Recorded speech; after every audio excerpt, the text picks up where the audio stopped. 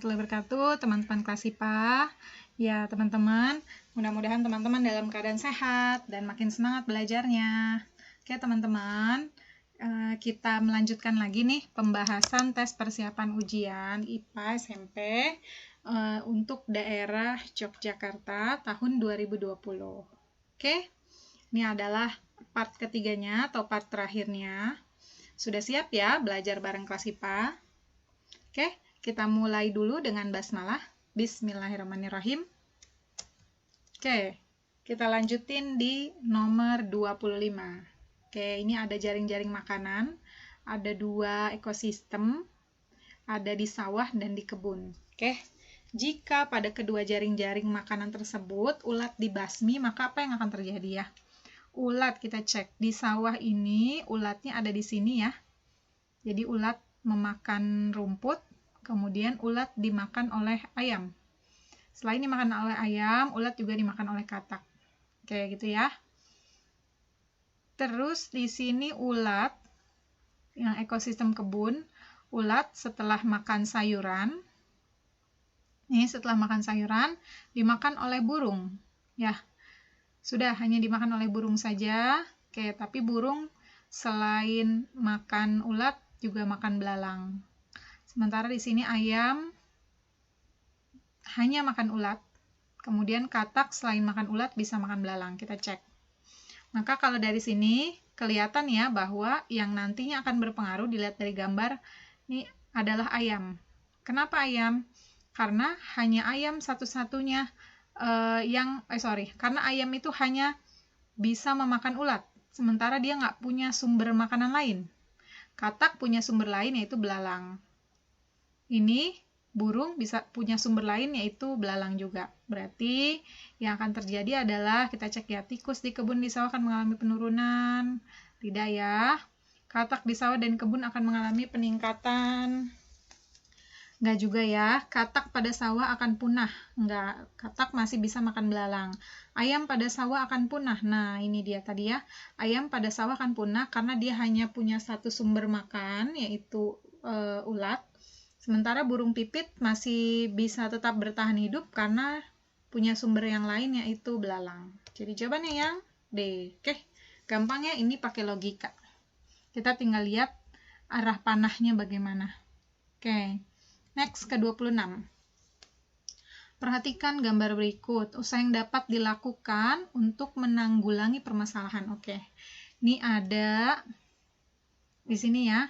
Ini ultraviolet, kemudian ozon. Nah, ozon ini ternyata di sini gambarnya sudah mulai rusak ya. Ini lihat. Sehingga sinar UV ini sudah yang harusnya dilindungi oleh ozon ini langsung masuk ke bumi nih.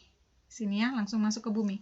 Karena ozonnya sudah bolong-bolong nih. Kenapa ozon bisa bolong-bolong? Di sini sebabnya adalah CFC, klorofluorokarbon. Oke, maka kalau penyebabnya adalah CFC, maka yang harus diselesaikan juga adalah CFC-nya, gitu ya. Jadi kita harus menyelesaikan sesuai dengan apa permasalahannya.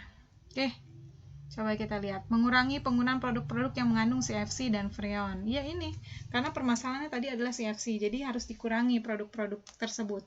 Ya, kalau bisa diganti alternatif, nggak pakai CFC, nggak pakai freon, punya bahan yang lebih ramah lingkungan, lebih bagus lagi. Kita cek yang B, coba ya. Kita udah punya jawaban yang A, tapi kita cek untuk meyakinkan. Benar nggak?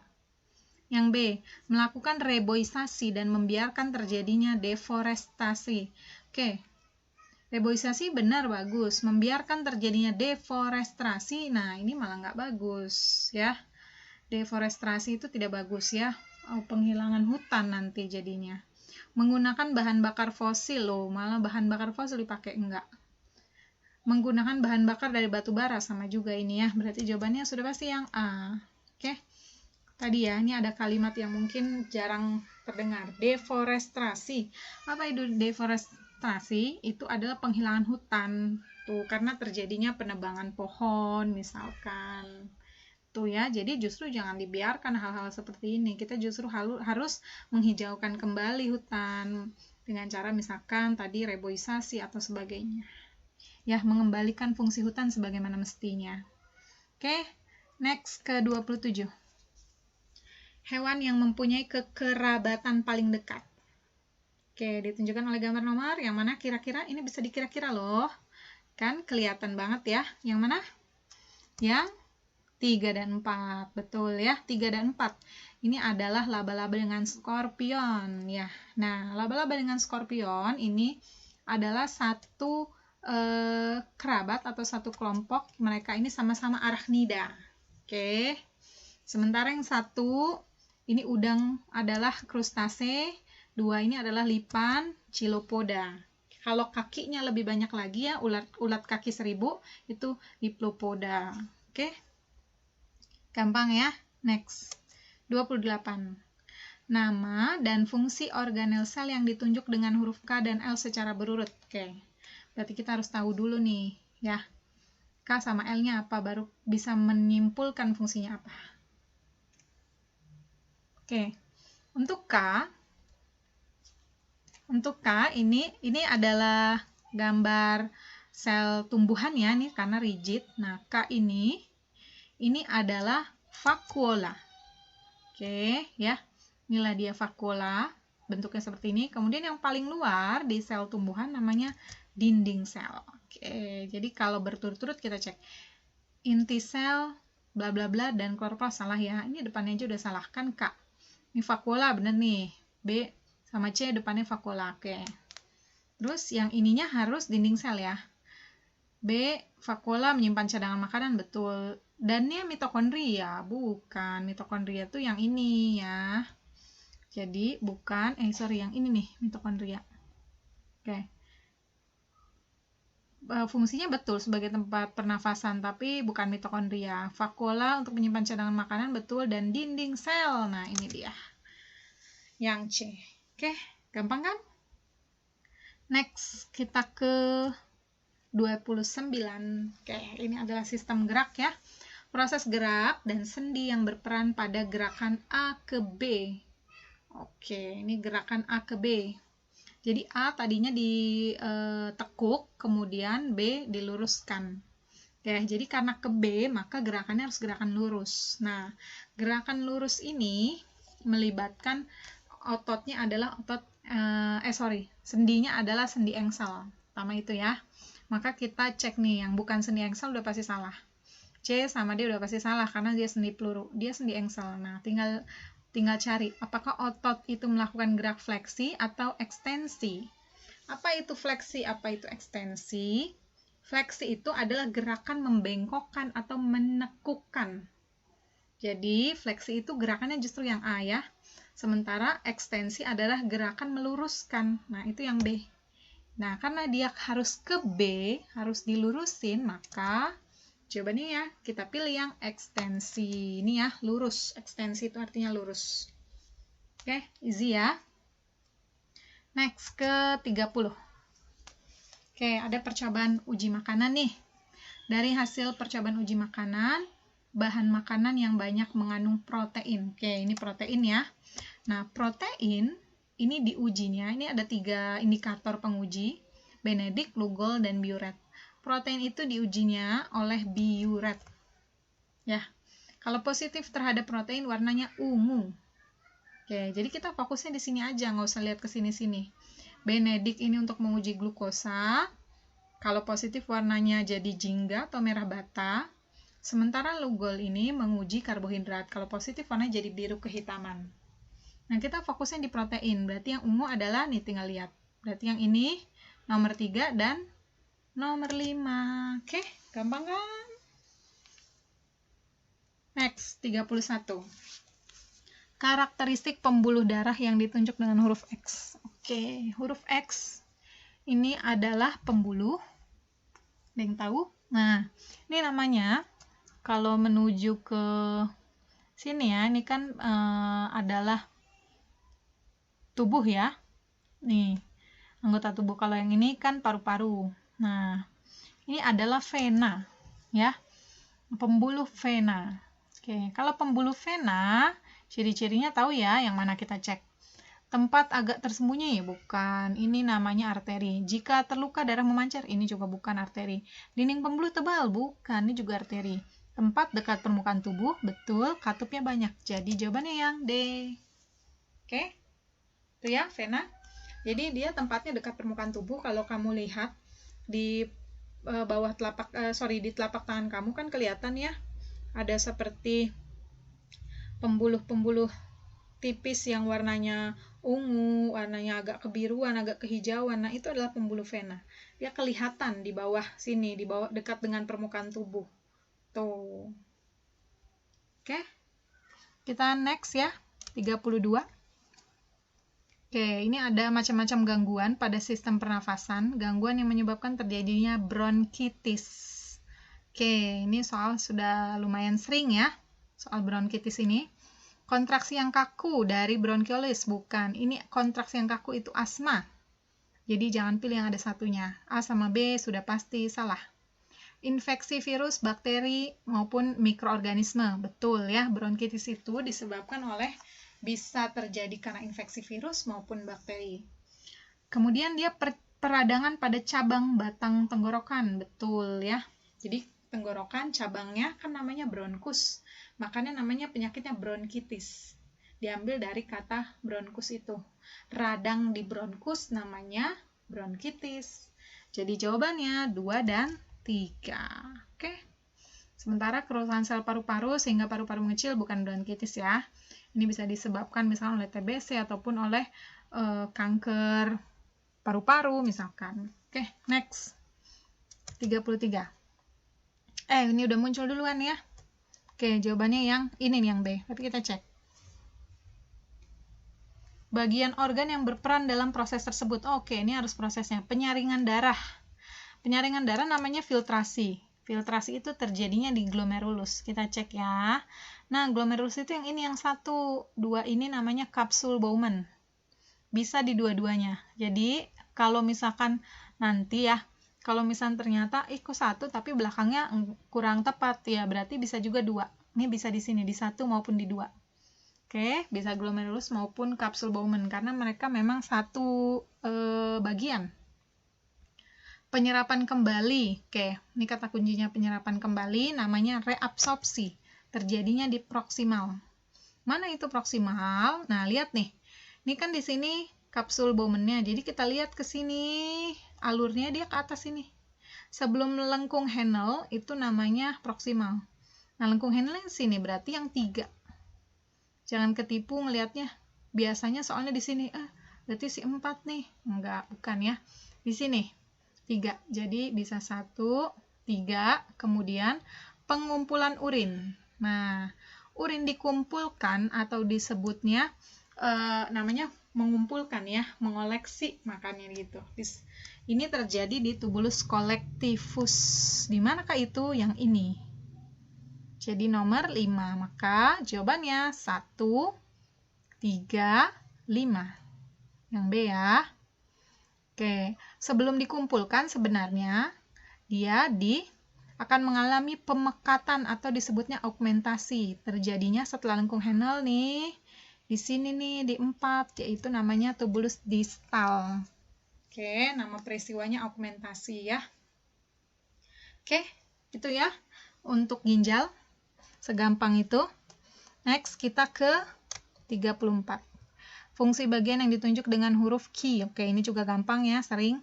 Jadi Q ini adalah sebuah saluran. Nama salurannya adalah tuba Fallopi ya. Nah, tuba Fallopi nih langsung dikeluarkan.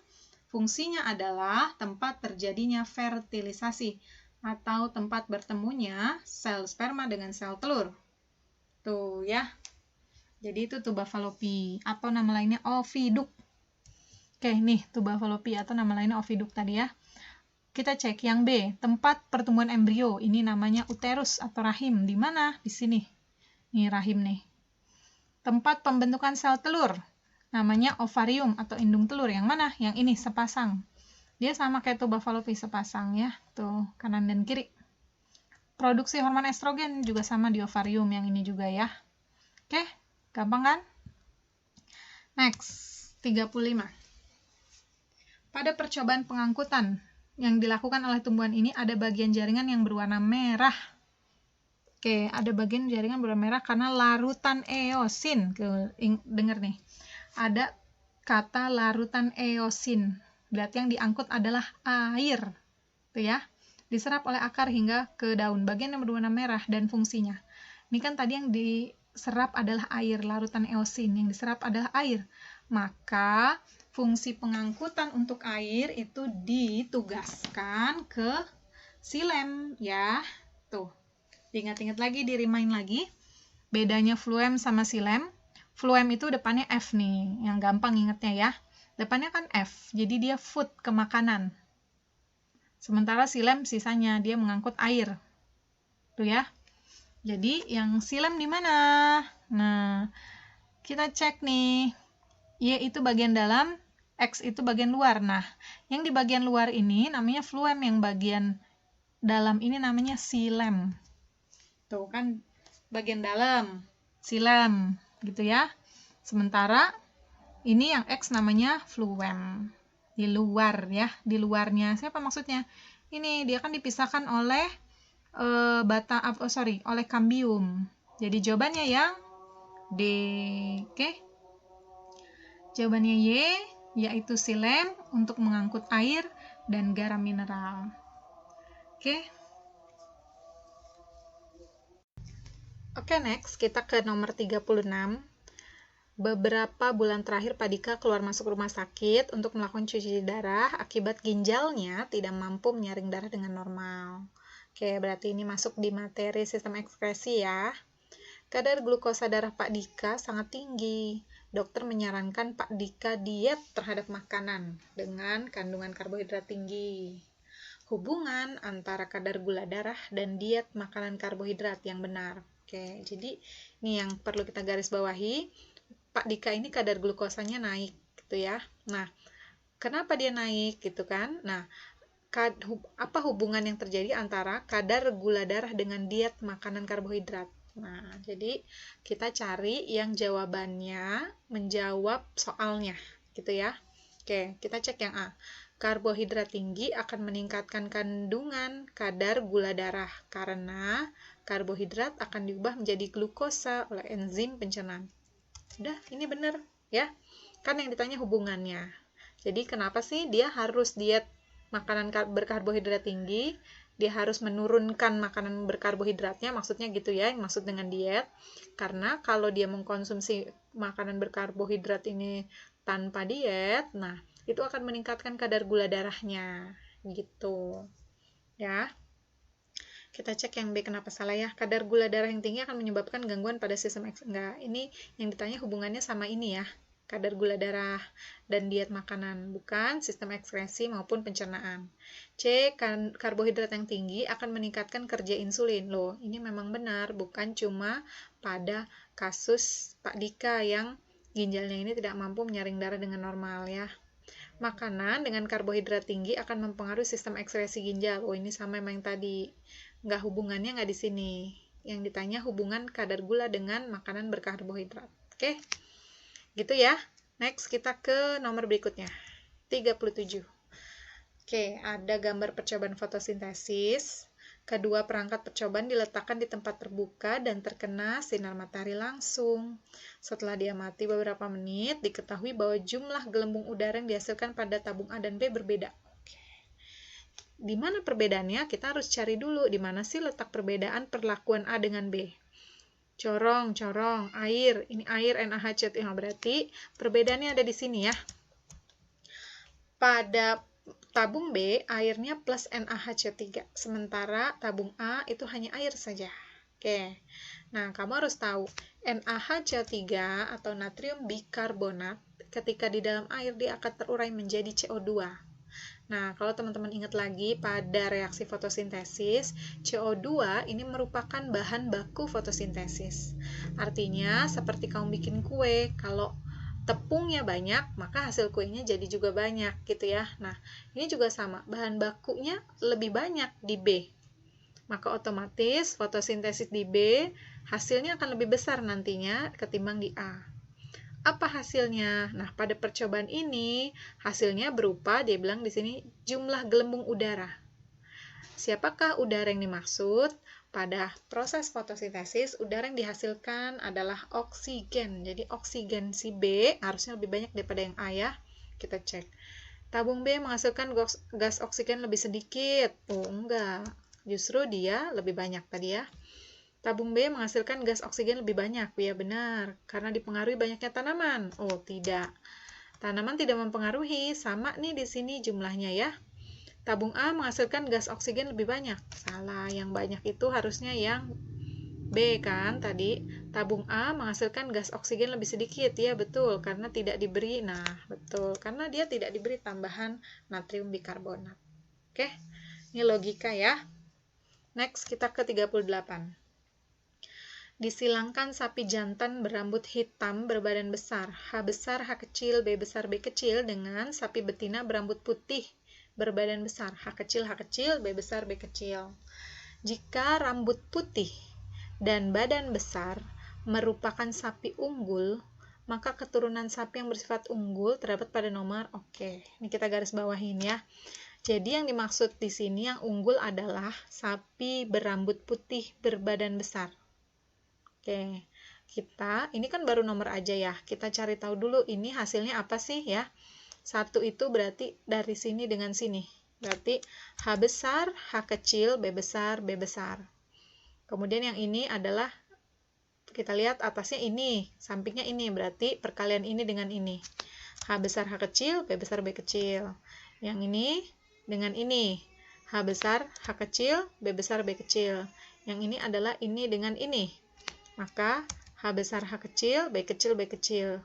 3 ini adalah yang ini dengan yang ini ya. Maka ini H kecil, B besar, B besar. Ini antara ini dengan ini. H kecil, B besar, B kecil. Yang ini antara yang ini dengan yang ujung sini. Maka H kecil, B besar, B kecil. Yang ini dengan ini. H kecil, B kecil, B kecil. Oke, rambut putih.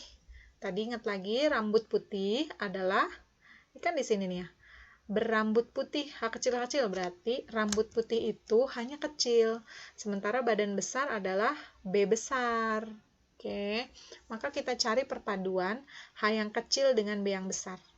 Oke ya, kalau ada H besarnya pasti salah berarti. Ini ada H besar, salah. Ini salah, ini salah, ini salah. Kan ini ya betul ya, hanya kecil ya, putih, B-nya juga besar, betul, berarti 3 betul ya. Terus yang ini H kecil, ini ada B besar, betul, 7 betul, ini H kecil, ada B besar, 1, boleh, betul, ini kecil semua, jadi jawabannya 3, 4, dan 7 yang unggul. Oke, gampang kan? Next, 39. Oke. Sebelum terjadi revolusi industri di Inggris, jumlah kupu-kupu Biston betularia putih lebih banyak dibanding yang hitam. Oke, sebelum terjadi revolusi Inggris ya, jadi yang putih itu lebih banyak. Kenapa? Nah, ini hubungannya sama predator. Sama juga ketika setelah terjadi revolusi industri di Inggris ya. Karena, kenapa putih lebih banyak? Artinya berarti yang hitam lebih banyak dimangsa oleh predator. Jadi jawabannya yang B. Oke. Kupu-kupu yang hitam lebih banyak dimangsa oleh predator. Kenapa? Tuh ya. Karena waktu sebelum terjadinya revolusi industri di Inggris, langit di Inggris itu cerah. Tuh ya. Sehingga yang putih nggak kelihatan justru. Tuh. Yang hitam lebih mencolok terlihat predator, makanya dia lebih banyak dimakan predator. Sementara sebaliknya setelah terjadi revolusi industri di Inggris, langit di Inggris itu berubah jadi warnanya abu-abu. Tuh yang tadinya cerah jadi abu-abu, jadi kelam gitu ya, jadi gelap. Bukan gelap seperti benar-benar lampu dimatikan, bukan, tapi karena langit itu dipenuhi dengan polusi udara akibat banyak didirikannya pabrik-pabrik. Tuh. Sementara memang zaman dulu ketika banyak pabrik itu belum ada teknologi untuk mengurangi atau mereduksi gas hasil buangan pabrik sehingga benar-benar membumbung hitam itu di langit. Sehingga yang hitam ini malah justru jadi aman dari predator karena warnanya nyaru. Yang putih mencolok. Nah, setelah terjadi revolusi Inggris, justru yang putih jumlahnya lebih sedikit, gitu ya. Oke. Next, ini adalah nomor terakhir ya. Manfaat produk bioteknologi dalam bidang kesehatan yang benar. Yang mana nih yang benar? Nah, antibodi monoklonalkah untuk menghilangkan pembekuan darah? Nah, yang ini ya, yang globulin. Ini untuk mengobati penyakit talasemia. Oke. Nanti di ini lagi ya, kalau antibodi namanya aja antibodi, masa untuk menghilangkan bekuan darah ya. Kan imunitas ya. Ini juga bukan penyakit turunan urokinase, ini hubungannya ke penyakit pada urin pasti, bukan anemia. Oke, teman-teman, sampai di sini dulu. Mudah-mudahan bermanfaat apa yang sudah dipelajari hari ini. Kita cukupkan dengan hamdalah. Alhamdulillahirrahmanirrahim. Mohon maaf apabila ada kesalahan ataupun ada kekurangan. Jika ingin mewujudkan mimpi besar, maka harus kuat menahan lelahnya perjuangan. Kelas IPA, Assalamualaikum warahmatullahi wabarakatuh.